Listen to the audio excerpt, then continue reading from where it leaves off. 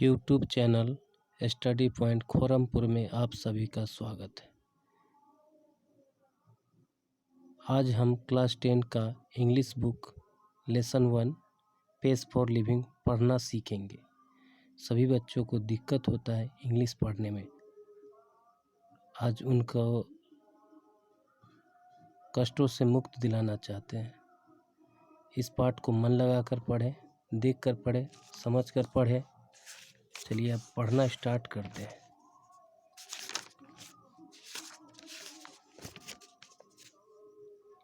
The page for living, जिनका लेखक है R.C. Hutchinson. R.C. Hutchinson, a British novelist, exhibits an exceptional flair for touching the sensitive issues of the contemporary society with all its contradictions and paradoxes. In The Pace for Living, R.C. Hutchinson captures the agony of modern men. He brings out how the fast movement of men, things, and objects hurts the normal rhythm and exert undue pressure on men, women, and children. I saw a play in Dublin not long ago in which the chief character was an elderly cord merchant in a small Irish country town. He was a man of many anxieties. His heart was dicky. His nephew was cheating him. His wife had the fantastic notion of spending £10 on a holiday. Altogether, the pace of life was getting too much for him, and in a moment of despair he uttered a great cry from the hut. "They tell me there's an aeroplane now that goes at 1,000 miles an hour. Now that's too fast for me." That was the most enchanting line in the play. The man's complaint was so gloriously irrelevant to his own situation, and besides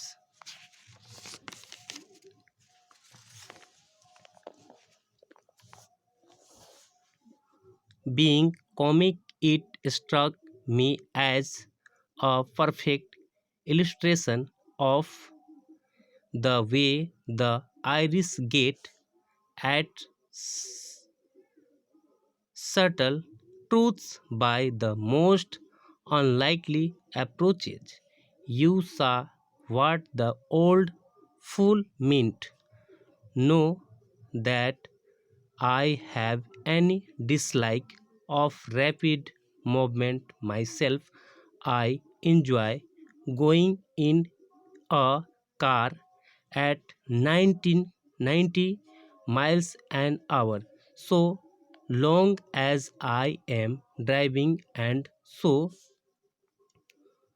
long as it is not my car.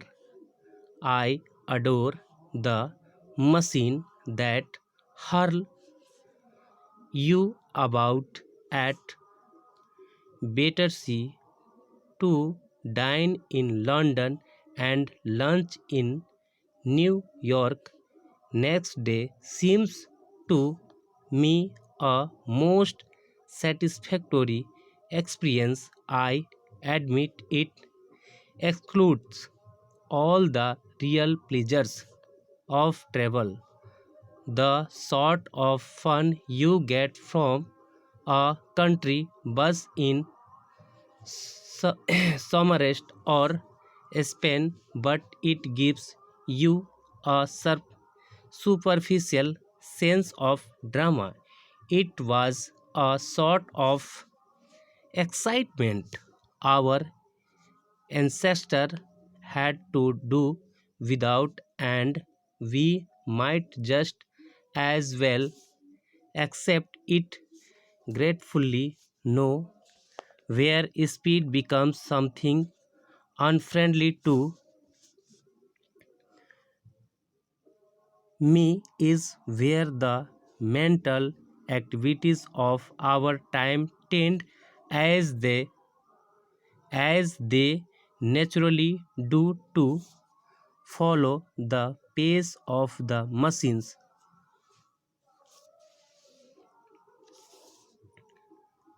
I speak with prejudice because I belong to the tribe of slow thinkers, those who are cursed with I esprit de I accelerate as escalate, people who light on the most devastating devastating repartee about 4 hours after the party is over.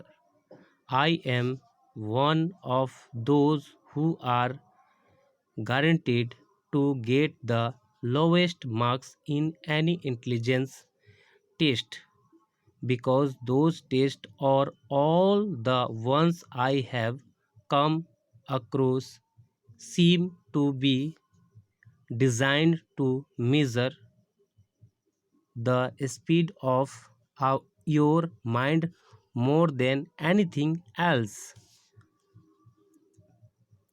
Obviously, obviously, we slow thinkers are terribly handicapped in the business of getting a living, but what I am thinking about just now is not so much the particles particle use of one's mind as its use for enjoyment.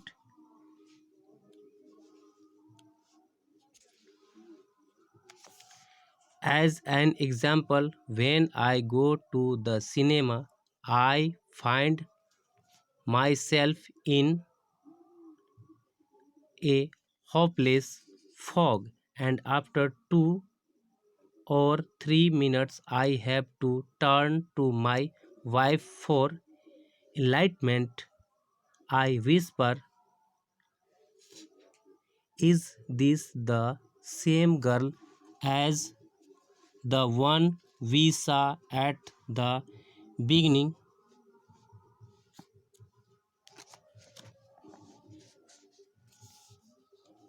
Beginning, and she whisper back, no, there are three girls in this film, a tall blondie, blondie, blonde, a short blonde, and a medium-sized bruntie. Call the A, B, and C. The hero is that man who takes his hat off when he comes indoors. He is going to fall in love with girls B, C, A in that order, and so it proves to be. There You have a mind which has trained itself to work in high gear, though as a matter of fact it can work in other gears just as well. But my point is that most of my fellow patients in the cinema do think fast enough to keep up comfortably with rapid change of scene and action. They think much faster than people did 30 years ago, possibly because those who do not think fast in the high state nowadays may not get another chance in this world to think at all.